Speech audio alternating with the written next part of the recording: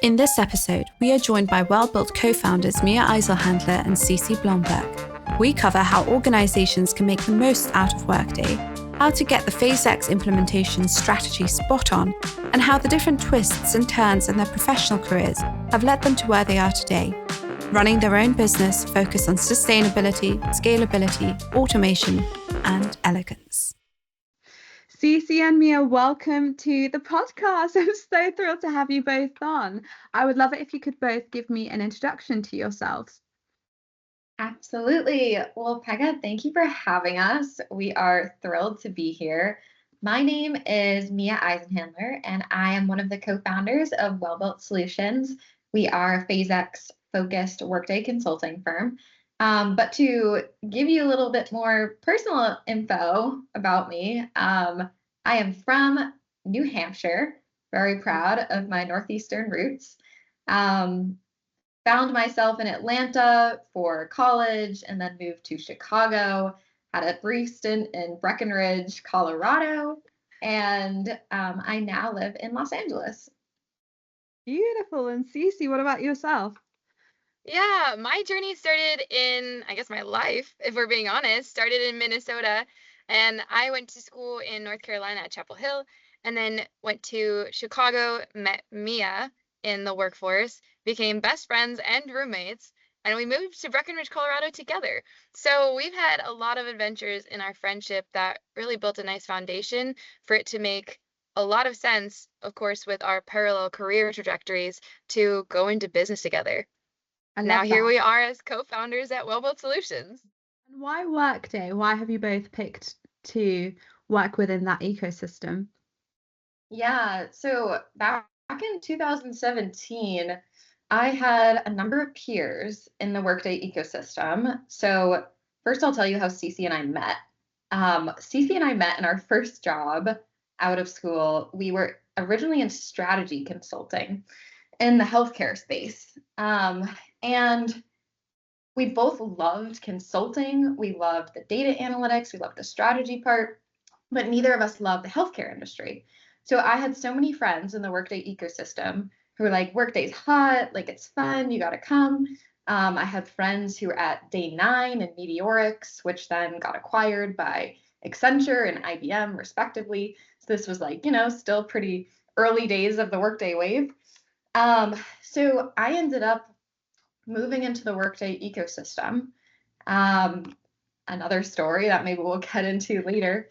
And then I loved it so much. I was like, Ceci, you've got to come over, like come do Workday consulting with me. We're just at the very beginning of this Workday wave. And now it's 2024 and Workday is hot as ever.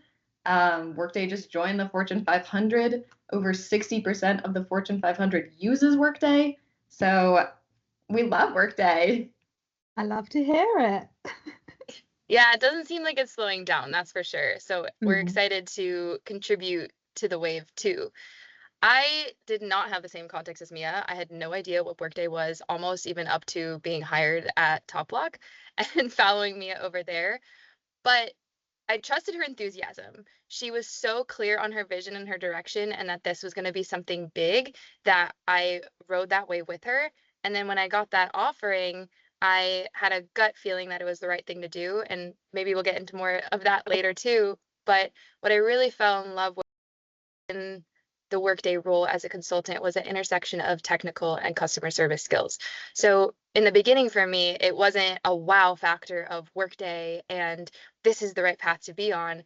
It was more so, okay, this opportunity opened for me and I was able to move into it and love the work that I got to do. Amazing. And now you are both working on Well-Built. Tell me a little bit more about what Well-Built is. Yeah. So throughout our years in the Workday ecosystem, Ceci and I worked on hundreds of Workday customers. So we were in their tenants day in and day out, getting break fix requests. So when things would go wrong, we'd be the ones who were going in and figuring out, okay, what broke and how can we fix it?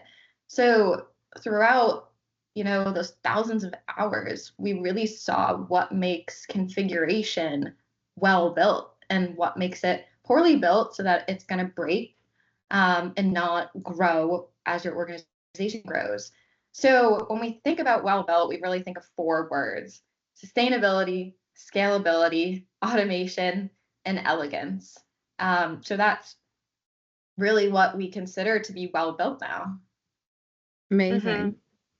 Yeah, we've named it well built so intentionally because we wanted to imply that that's not always the case.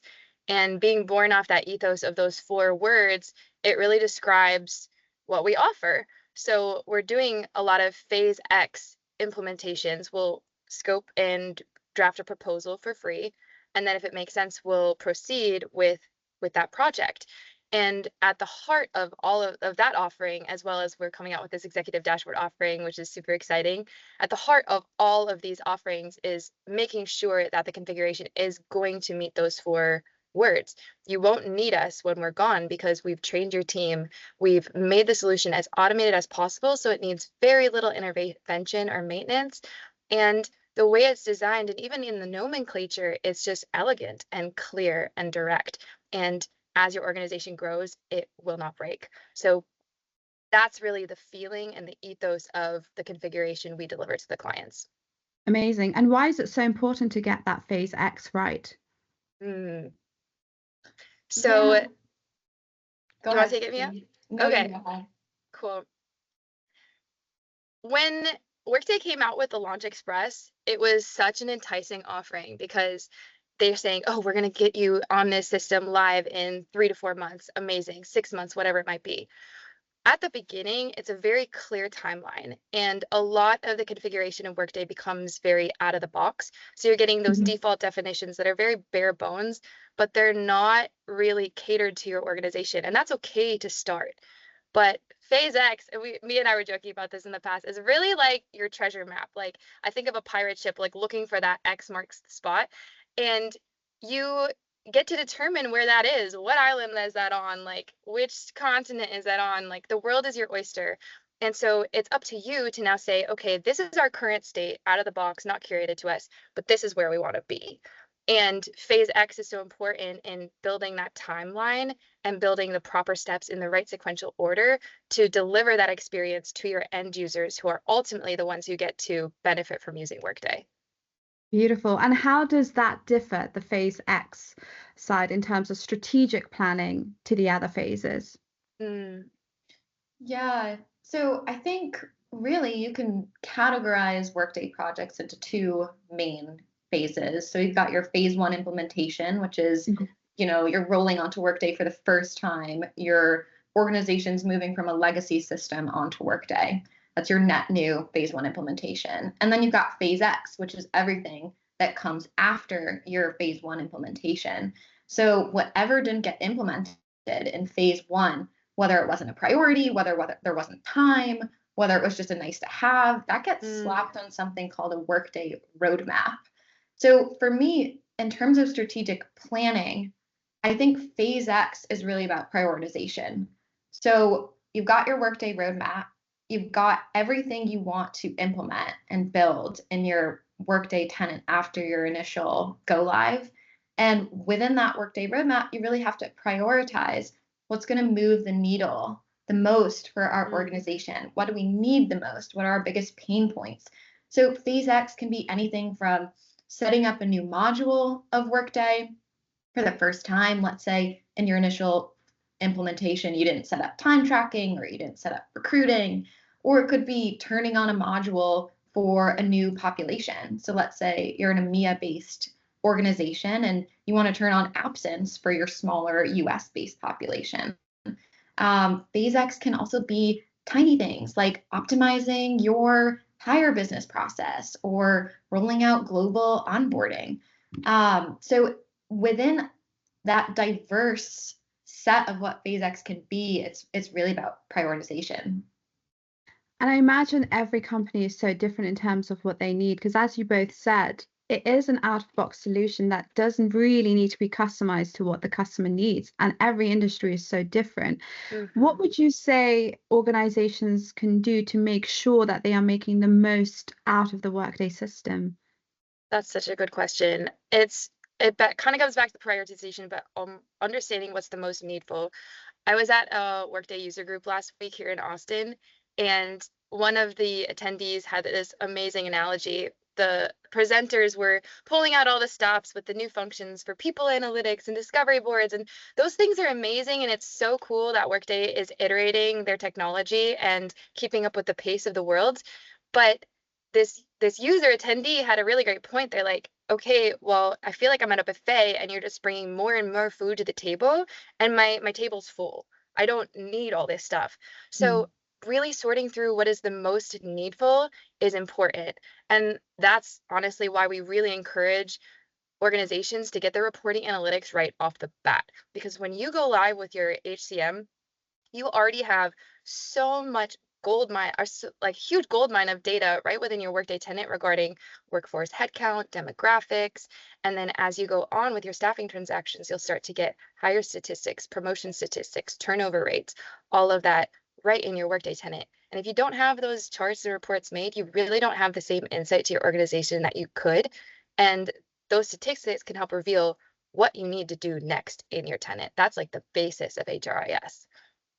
And at what point would you say organizations need to do that? Is that when they're considering Workday, they've bought Workday? At what point will they think about these things? The reporting analytics or Phase X in general? Both of them, in terms of strategy. Yeah, well, the Workday roadmap starts immediately after your go live, and honestly, maybe even before, because as you're doing your Launch Express, you were probably bumping up against other criterias and efforts that you realize, oh crap, we actually don't have time for that, or oh, we don't have the resource for that, or we don't have the budget for that. And so naturally, things are going to get punted forward onto your Workday roadmap. But in terms of the reporting analytics I was mentioning, I think right away is the best, because then it gives you a clearer vision of what is most needful. That's where we would stand on that. Brilliant. That's so helpful for companies that are considering a change or a transformation of any kind.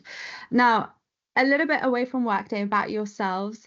I think that, the reason I first got in touch with Mio, I saw a post about how you two had met and decided to work together. And I absolutely loved the story behind it for so many reasons, because women in tech, women who are running their own company, and also who are supporting each other and coming together to build something so powerful in its own way, that I thought was incredibly inspiring. And also the personal element of how close you were and had transformed your relationship to one of a professional one. So I would love to talk a little bit more about your careers. Being a recruiter myself, I think it would be interesting for potential candidates to hear about your own journey. So I would love to know a little bit more about that. I know you both moved to different companies. Tell me a little bit about how each experience, or how those experiences have led to where you are today professionally. Yeah, absolutely. Well, first off, thank you for that compliment, Pega. And I could see this same about you, very inspired by you and what you're building, and just starting this podcast. So awesome. But in terms of our careers, for me, I'll be honest, it's hard to break into the Workday ecosystem. And I think a lot of potential candidates realize that when they start trying to learn Workday and interview for Workday jobs. So when both Cece and I decided to move from strategy consulting into Workday, for me, I actually quit my strategy consulting job. I spent 6 months unemployed trying to learn Workday. It was really challenging. I took this pretty sketchy course that was offered based in India, and they had somehow hooked up Workday tenant access that was very not allowed at the time. So I was doing everything I could to learn Workday, and ultimately I got an entry-level position at a Workday consulting firm. And then from there on out, I just dove in head first. So, I mean, I was 200% utilized at that company. I was working 80-hour weeks because I was just so gung-ho on learning Workday. And what had happened, I think this is true for Cece too, our experience and our exposure ended up far exceeding our tenure at these companies. So we were just getting so much good experience and exposure and had our hands in so many tenants that it inspired us to jump from company to company, because we kept having to seek out new opportunities for ourselves to grow, both in opportunity in terms of project experience and exposure and opportunities to lead, and then also compensation. So we've just been trying to, get as much experience as we possibly can. And I think that's what gave us the confidence to go off and start our own company in this ecosystem. Yeah, I'll back that up. It is so hard to get into the Workday ecosystem. There's really three ways. You are either working for Workday yourself, you get hired at a consulting firm, or transition into a department of a consulting firm that takes a chance on you to be a Workday consultant, or that was both of our paths, or you end up at a organization on like the HR tech team and you decide to raise your hand for Workday efforts. That's pretty slim right off the bat to then be able to be trusted to get other jobs and career opportunities in the future. So we were both really lucky to be able to step in and start our careers at TopBlock. I think the experience that was the most impactful for me was going independent. I started with one consulting firm. I went to the customer side. As Mia said, a lot of that was inspired by our skill outpacing our compensation. So I went to the customer side and then I went back to the consulting side. And that was a really interesting experience because on the consulting side, you really become a specialist. You're serving your one function and you probably specialize in a functional area. So like mine was reporting analytics and compensation, advanced compensation. Mia did absence and time tracking. So we ended up being very complementary as well in our functional areas across the HCM suite.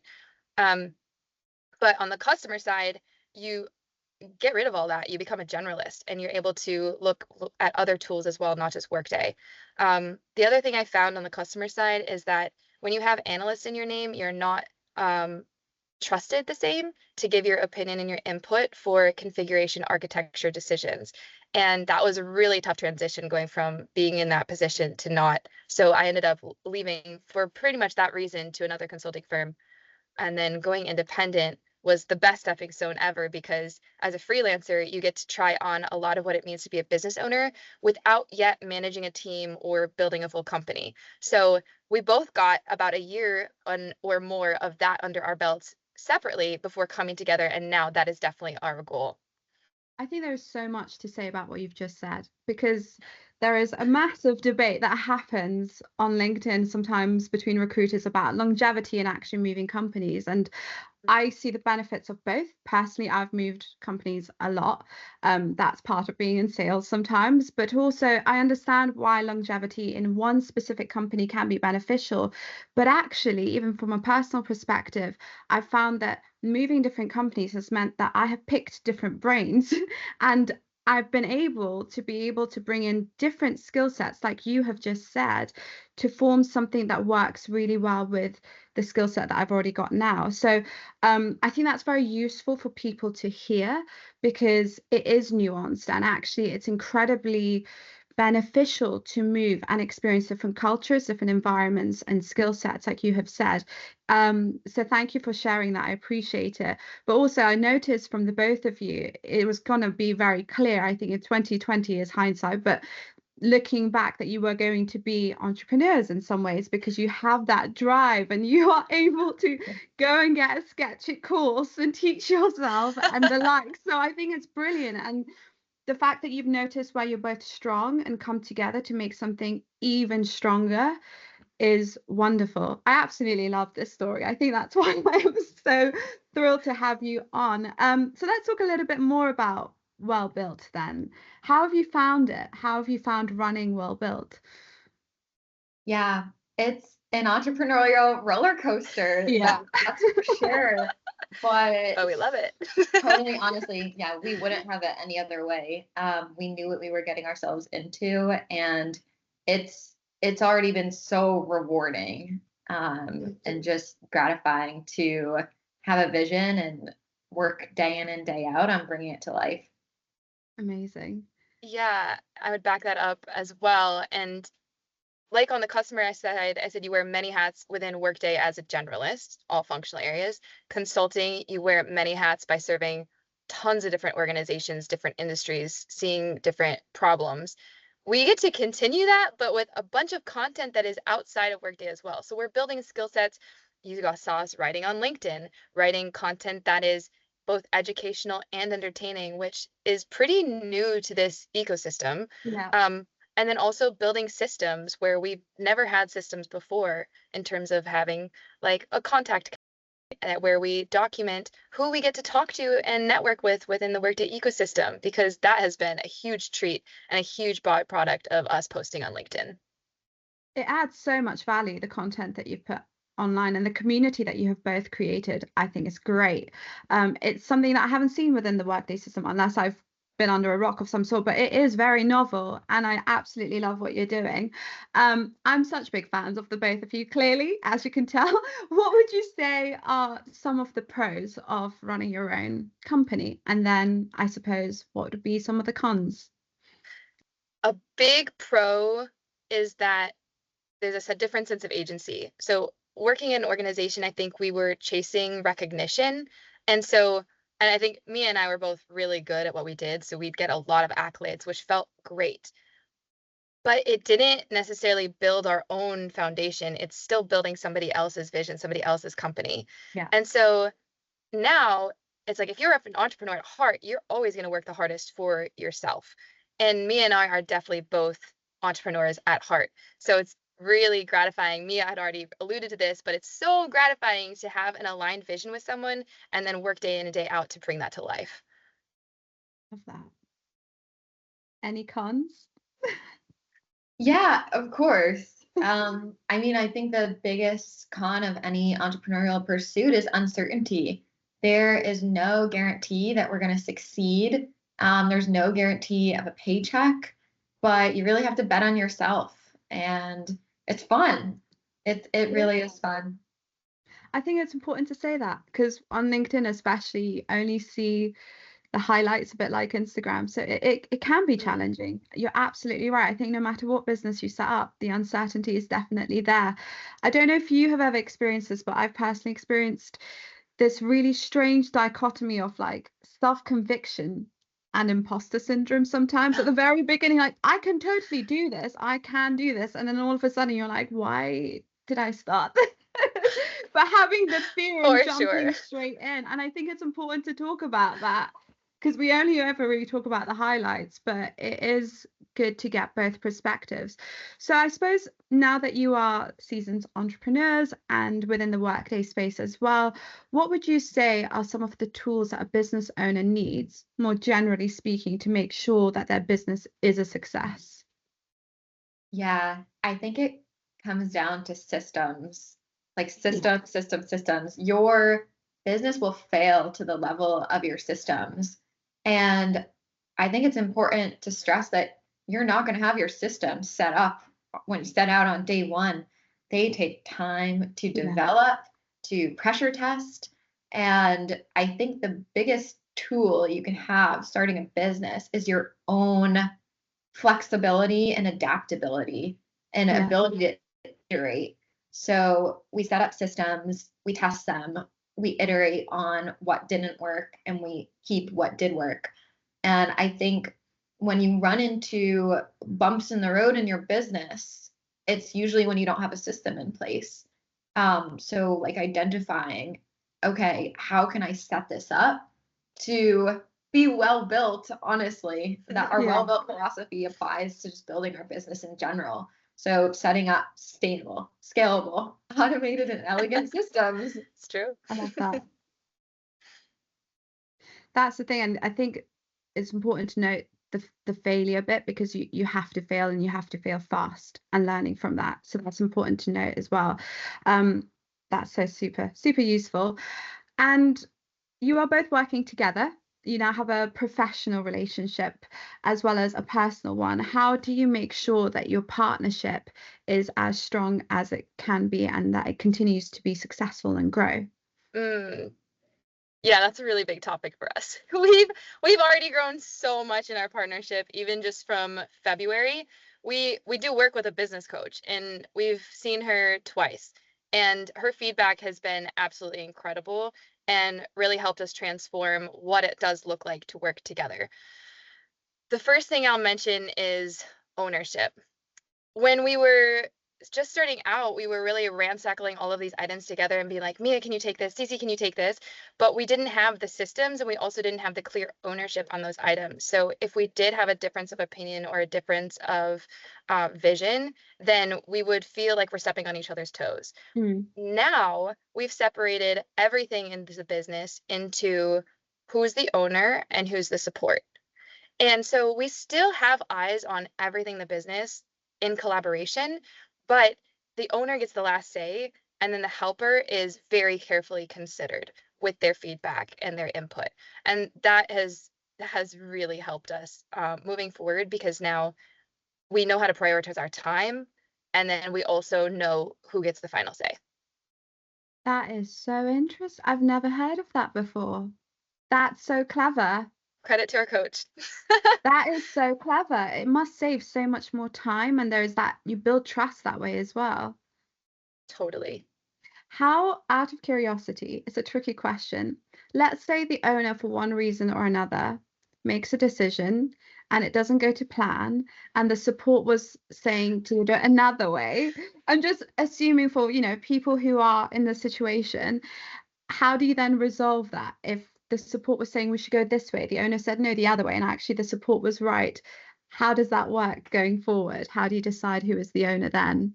Great question. That's already happened. So we established an ownership of branding at the beginning. We're still working on our branding, and we're so excited. We've just booked with somebody new, and we really hope that will come to fruition and be exactly what we're looking for. We're really hopeful this time.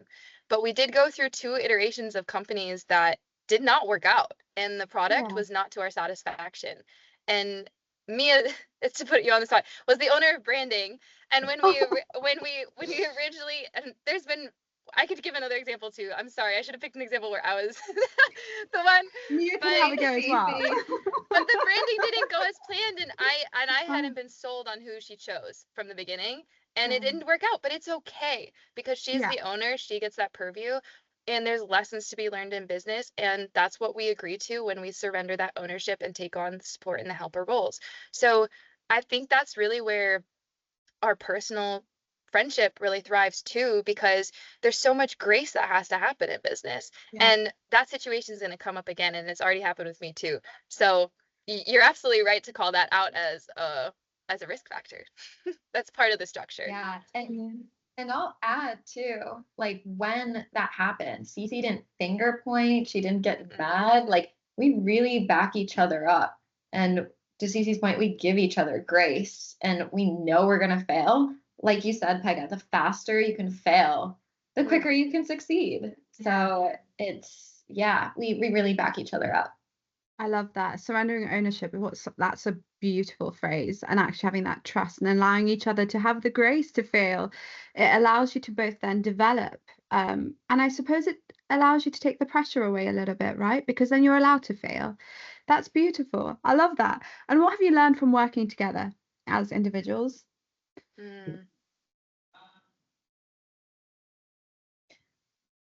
You want to go, Cece, or should I? You can edit out the pause, Pega. Nothing. Don't give up ownership. Even though we were silent, we learned a lot. We've learned so much. I think the biggest takeaway is that we're without a doubt stronger together than apart. We complement each other so well. It's a little ironic, like how well we complement each other within like our Workday specialties, but it also totally applies to our personalities and our working styles too. The biggest learning curve for us that we also received from our coaching is that we have different working styles, but also more importantly, different ways we receive information and different ways we can reach each other. So like Mia, for example, needs a lot of intensity and a lot of contact throughout the day. And me, I need more of a slow and grounded approach. And so when Mia is delivering like some sort of feedback to me as a support or as a helper, and I'm the owner, she knows that that slow and grounded approach is going to reach me a lot better and resonate with me.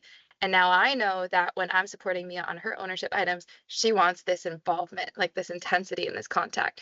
And that was really foreign to us because I think in the beginning we're just like, why aren't you listening? Like, why isn't this working out? But now that we've learned that about each other, we've learned how to reach each other, our productivity is much, much higher. Yeah. Yeah, it's been so helpful, not only in our partnership, but in life. And just goes to Yeah. show you, like, when you're building a business, when you're on an entrepreneurial pursuit, not only are you building your business, but you're building yourself. And it just ends up spilling over into every area of life. So throughout Cece and I learning how to reach each other, we've also learned like the way you're going to reach different people is it's totally different. Everyone has a different communication style. They need different things at different times. So I think building our partnership is really setting us up for success in our overall business and in our overall life as well. Amazing. It sounds like neither of you have this big egos, which really helps. And I think sometimes when there are entrepreneurs, what happens is it's all about the person and the business and about them. But it sounds like what's made this really successful is the grace that you both have and the humility to be able to put your egos to one side, understand each other, self-aware enough to say, this is how I receive information, that has made this partnership such a success, which is so wonderful to hear. A final question for the both of you, something that I ask everyone before we finish the podcast. Give me one decision that you have made in your career that has had a definitive impact.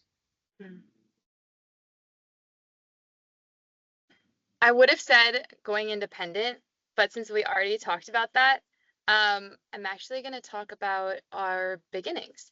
Both Mia and I started our work life really young, like 14, 15, in a lot of different customer service roles. I think that might be pretty typical if you just start working in your teenage years. But I want to credit all of those years of customer service for making us as good as we are today, because we have this emotional IQ that is really serves our clients and helps us lead meetings really effectively and also understand what exactly they need. And if we're not a good fit, or like if we aren't reaching them, we need to adapt, and we need to create a different approach to serve our clients and our customers. The biggest reason I stayed in Workday was because of that technical and customer service hybrid. And what I saw from my peers in the ecosystem was that a lot of them maybe had the technical stuff down, but they didn't have the customer service. They weren't thinking about how do we make this the easiest on the end user? How do we make this project super clear so that there's no questions going forward about where we're at? We're on the testing timeline, on the configuration, deployment, etc. We just like to make things so clear and so easeful for all parties that get to engage with us, and then also fun. And I think our customer service, I worked at a berry farm, I worked at Macy's Cosmetics, I worked as a hostess at a restaurant at the Four Seasons, Mia worked at Panera Bread and Costco. So just interacting with these humans every single day made us very sensitive to people's needs and how we can better meet them. Love that. And Yeah. Mia, what would be yours? I'll back Cece up on that. Like, absolutely. The learning the soft skills at a young age was instrumental in at both of our careers. For me, another big one, most defining career moment was probably quitting our strategy consulting role in 2017. Again, I was unemployed for 6 months trying to break into the Workday ecosystem, and my friends and family thought I was crazy. Everyone at our old firm thought I was crazy, but I really had a vision, and I really had to trust my gut. And I'm so happy I did. I really am. Obviously, we're still early in our journey, but I'm just so excited about what we're building, and I am really I'm confident in our ability to succeed. And now I'm building business in a niche that I love with one of my best friends. And I would just stress, trust your gut sometimes, even if you don't have your destination yet. I love that. I know I said that was a final question, but just one more from the tail end. what's the vision for the next 5 years for Well Built? Safe harbor applies. But, Yes. but here are some tidbits. You already heard a little bit about how passionate we are about reporting analytics. So something we're coming out with in the next month is an offering for executive dashboards for anybody that is post their implementation. We're super excited about what we're offering, and we haven't seen anything like it, and we're really excited to stress test this system that we've developed. We think we've developed a good enough offer that we can anticipate some of the things, but of course, like, even as we're in conversations with a couple people who are interested right now, we're learning a lot about what their most commonly asked questions are, what their concerns are, and what we're most passionate about is giving that well-built quality, and reducing that time to experiencing that well-built quality. So that executive dashboard offering is our most immediate vision for what we're going to be offering. Yeah, and I'll add to that. I think what's super exciting is that we really haven't advertised it all yet. We're still getting our official website up with our fresh and cool branding. But to Cece's point, we're really excited about these executive dashboards. It's really going to be awesome. So I guess this is almost our first advertisement of that unofficially. But we're so excited to actually get it out there and tell people about it. So that's what's next for us. Mm-hmm. Well, I'm honored you advertised it here. If you are happy for me to advertise it for you, if not, I can edit it out for you to advertise at a time that works best for you. But I am so grateful that you both took the time to come onto this podcast to share your vision, your stories, and just the story of courage as well that you've demonstrated. It's been such a privilege to have you both on Women Who Workday. Absolutely loved having you on it. Thank you both for coming, and I cannot wait to see the new branding, to see this ownership flourish for the branding. Mia, are you still on the ownership side of the branding? Yes. Good. Oh, yeah. Stick to our guns. We stick to our guns. Third tries the charm, right? Oh yeah. I love it. I can't wait to see it and be like, it worked. And yeah, and to see both of your careers flourish. So thank you for having taken the time to come onto this podcast. I absolutely loved having you on. We loved being here. Thanks so much, Pega. You're welcome. So thank you so much for having us, Pega. Of course. No, that's just me taking my camera off. And do you want me to ask anything else before I move on? Do you want to add anything else? I thought you were going to say, I do yoga. No, I did. I forgot to include that. You know what? We're going to have a blooper section for this specific podcast. So these are the bits that we forgot. I love it. We're going to do it. It's fine. These are the bits that we forgot to add in the initial recording. Right. So fun. Fun facts about yourself. All right, Mia, you're on first. Love it. You're so adaptable. I got amazing. So something. Oh my gosh, this is so fun. Something the Workday ecosystem should know about me is I'm also a yoga teacher. And I bring a lot of that energy to what I do in the Workday ecosystem. So that's another fun fact. Wait, what kind of yoga? Is it like yin or is it like the other one?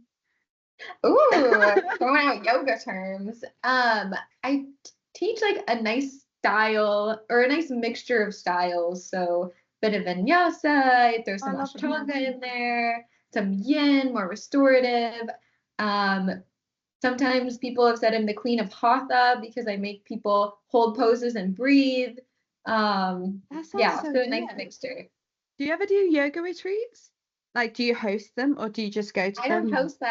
Okay. I go to them though. I've brought my boyfriend. I brought my mom.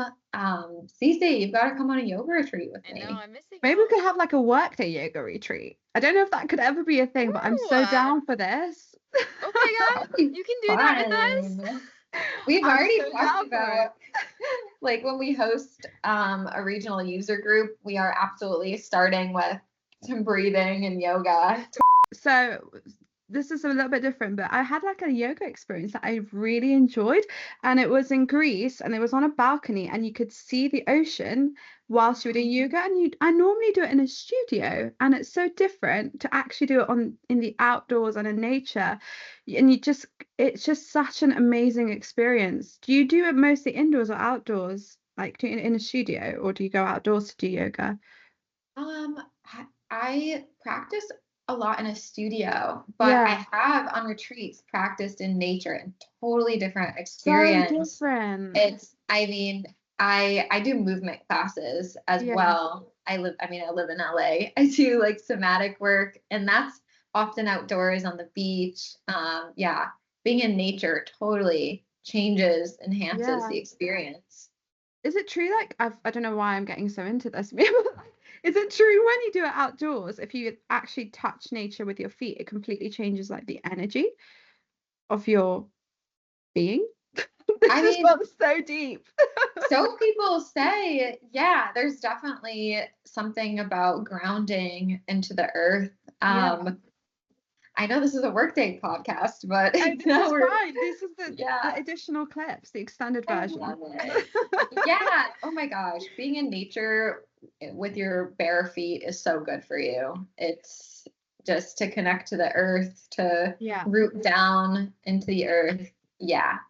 Really And enhances the experience. it is important to talk about it, because when we are working, we're always on our computers, we're always in this office. It is time to sometimes go out in nature and take a moment to just decompress, and it's so important that we can have a bit of both. So it's good to shed light on that. Thank you, Mia. I did not know that about you. That's so cool. And Cece, what about yourself? What's a fun fact about yourself? Ooh, well, I don't think I mentioned I live in Austin, Texas, and that's been a really exciting place because so many people in our peer group, our age group, are entrepreneurs. And so seems like every other person I meet is moving and shaking and creating something, whether that's one of my friends is a muralist, so her work is popping up all over town, or like another friend we just met at this co-working space who owns this coffee company. Wow. So that's really inspirational to kind of to bump into people like that very consistently. But in terms of my hobbies and pursuits outside workday life, I really love to sing and dance. So I've started taking voice lessons again this past November, and I'm learning to sing in a whole new way with a lot more support and a lot less effort. It's been really rewarding because as I've recorded myself since November, I can see the direct results in singing with effort or a lot of tongue tension, and then actually getting out of my own way and really just letting my body become a whole cathedral that brings the Yeah. sound up. So that's been something most exciting to me. And then I'm really into Latin dancing, and more recently, around the same timeline, got into this style called Zouk, which is a Brazilian Latin dance. And I think it's beautiful. It's just so flowy, and it's taught me a lot about receiving and following when you're in that role, because usually in the partnership dance you have a lead and a follow. The lead is the one for the most part. It's not always that way. It's a little collaborative now, but in the beginning, the lead is really the one curating the dance and adapting to the music, hopefully. And then the follow is following those instructions. And being that Mia and I are both leaders and entrepreneurs, we've already mentioned that it's a little hard to surrender. But in those moments, it has taught me a lot about surrendering and just Yeah. following and receiving in such a real time. That's beautiful. What kind of singing do you do? What genre? Oh my gosh, I've tried everything. I grew up singing with my mom because my mom's a really great singer, and she put me in a choir at a young age. So I did a lot of classical, a lot of musical theater growing up. And then throughout college, I did a cappella. So I started doing a lot more pop singing with like runs and more belts. Um, but yeah, more recently, I kind of just do whatever speaks to me. And it mostly has to do with the lyrics and prioritizing conveying what the song is emotion is, Mm-hmm. rather than just singing the song. I was really attached to trying to sound like other people or trying to sound perfect. And I'm doing a lot of unlearning to say, wow, like even if this person is singing off key, when they sing with heart, it can still move an audience and bring them to tears. And so when I'm singing now, it's much more about the heart and conveying a message rather than sounding perfect, which is, I guess, going to help us with building in public too. I love Not being that. as concerned with what people think. I love that. And what's currently the song that speaks to you the most at the moment? I just posted one on Instagram with Billie Eilish's new album, Oh, but I also love that. thanks. And I I love also was Billy. doing, she's fantastic. And so yeah, her latest album that came out a couple weeks ago, and then also I was singing some Dua Lipa, some Yeah. country, because obviously I'm in Austin. But yeah, I think the two that I did most recently was Billie Eilish's Skinny and oh my gosh, what was the other one? Olivia's Dive. Yeah. Beautiful. So this is on Instagram if anyone wants to check it out. I'm private, yo. No. No one can check that out. You can This is a request to private follow me, account. but I might say no. You're gonna Yeah, get it is so on many Instagram. requests all of a sudden. Yeah, it was my very, very small. I keep my circle on Instagram really small. That's really cool. I love that. It's so interesting to hear a little bit more about your interests and what you do outside of the Workday space and how it actually helps you with your own company and how you run your business. Is there anything that we haven't covered that maybe you would like to touch on before we go? What are your hobbies, Pega? I wanted to bring this up. I know that you do a lot of dancing too, and I was excited for you and Ceci to connect on this. Tell me. Yes, I do a lot of music as well and dancing. So I produce my own music. It's been a minute. And I've gotten back to dancing as well. I don't think I've ever done Latin dancing, but it sounds so cool. Right now I'm doing a bit of commercial, bit of heels. I don't know if you found this, Cece, but I took 2 months off and it felt like I had taken so much longer time off, and going back to dancing was so tricky to get it back into my body. It's crazy how quickly you lose it. And even my voice, I haven't warmed up for months, or I haven't sung for months because of the business, and it just goes really quickly and you have to keep on being consistent. So that's something I've learned. But yeah, I do a lot of music. Did lots of musical theatre as well. And love Billie Eilish. Lots of pop and lots of R&B. Yeah, that's a little fact about me that I had definitely not planned for this podcast. Well, I would love to.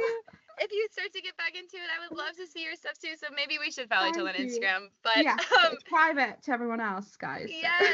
I mean, you're right though. It is such a muscle, and something our business coach works with us a lot on is being more in our bodies and looking for the information that our bodies can give us, and really doing movement therapy. And so, and dance and singing are both creative expressions and outlets that anyone can do. It doesn't matter about your natural skill. And you will see progress as time goes on and you become more familiar with your body's limitations, and then slowly, incrementally start to expand what's possible. So yeah, 2 months, I can totally see that being hard to reconnect with, but it's just going to have a snowball effect for sure. Yeah, it comes back fast every time. I don't know if you've read The Body Holds the Score, but it's a similar concept, right? And I'm so glad that this is part of your business process to actually be aware of it, because sometimes I don't think you're mentally aware that you're feeling something and then you're like crunched up and you think, gosh, I'm feeling tense, or actually I'm feeling quite confident. So it's cool that you've incorporated that. There are so many layers to Well Built that I think it's brilliant. Yeah, we probably downplay just how much this is the foundation of our business, like the movement skills and really becoming more embodied. I could talk about this for the next 3 hours, but I think like the fact that Mia and I are so committed to learning and building that skill gives us more confidence in each other that this will succeed and that this is on the right path, because we're tapped into those elements of ourselves. And you know what's really cool, when you first said, Cece, that Mia needs a little bit more like contact and a bit more intensity, and you're calmer, but Mia also is the one that does yoga, whereas you are the one that actually, when it comes to dancing, needs a little bit more upbeat, but It's a great you're a call little out. bit calm, which is so cool. So I love that, how you have those different layers and it weaves in and out to your personalities. That's so cool. Anything else that you'd like to touch on that maybe we haven't covered? I just want to make sure. No, this is so perfect. Thanks Are so you much sure? for Okay. yeah, I'm positive. Thanks You're so just much so for fun having to back on. talk to. I'm You're just honestly, so I've fun to had so talk much to. fun with this podcast with you two. So thanks for coming on.